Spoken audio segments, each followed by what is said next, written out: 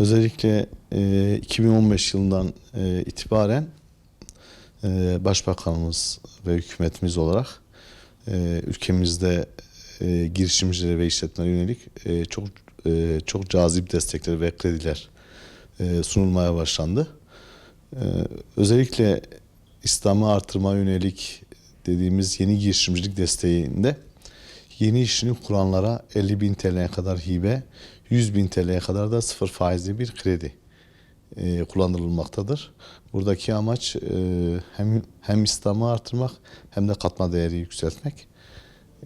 İlimizde de özellikle son 2 yılda Diyarbakır'da da KOSGEB Müdürlüğü'ne çok yoğun bir talep şu an mevcut. 2016 yılında da müdürlüğümüz Türkiye'de en fazla destek veren müdürlük oldu.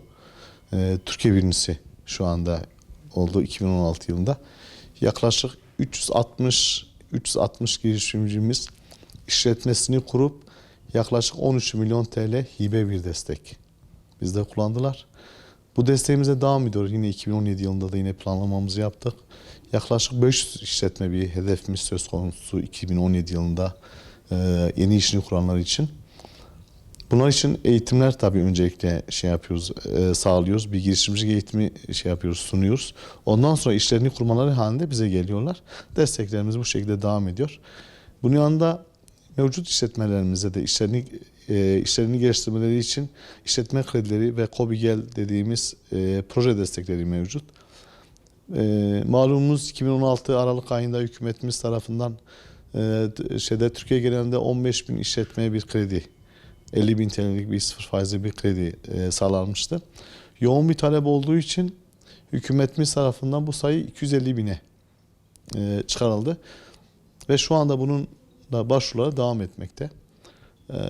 12 ay ödemesiz toplamda 36 ay bir ödeme olma şeklinde sıfır faizli bir kredimizi şu anda devam etmektedir. Yaklaşık 3.000 üzerinde işletmemiz ve girişimimiz bugüne kadar müdürlüğümüzden destek, hibe ve krediler kullandırmışlardır. Halen de devam etmektedir. 3.000 üzerinde bir işletme şu an mevcut. Aralık ayında 15.000 kişiye Türkiye genelinde bir kredi sağlanmıştı. TÜİK verilerine göre Diyarbakır'a 170 kontenjan düşmüştü. Tabii hem ilimizde hem de ülkemizin genelinde yoğun bir başvuru olduğu için hükümetimiz tarafından bu sayı 250.000'e çıkarıldı. Şu an 20 Şubat bugün son başvuru tarihi. Yaklaşık 3.500 işletme bugüne kadar Aralık ayındakilerle beraber bir başvuru şu an mevcut. Bunun %50'sini Diyarbakır'da tabii sayı arttığı için 250.000 oldu. Diyarbakır'da muhtemelen bir 1.500 işletme biz bu krediyi kullanacağız. Şimdi danışman firmalar var. Tabii bunların içinde işlerini çok iyi yapan firmalar da var. İşletmelerimizi para karşılığında da KOSGEB'te şu kadar destek çıktı, şu kadar kredi var, şu kadar karşılığında bize bir ödeme yaparsanız biz oradaki kredinizi veya desteğinizi sağlarız diye mesajlar veya birebir telefonla aramalar da oluyor. Ben şöyle bir mesaj vermek istiyorum işletmelerimize. KOSGEB destekleri araçsız ve ücretsizdir. Hiçbir aracı kurma, hiçbir kimseye gerek duymadan direkt KOSGEB'e gelebilirler. Veya Ticaret Sanayi Odası'nda bizim bir temsilcimiz var.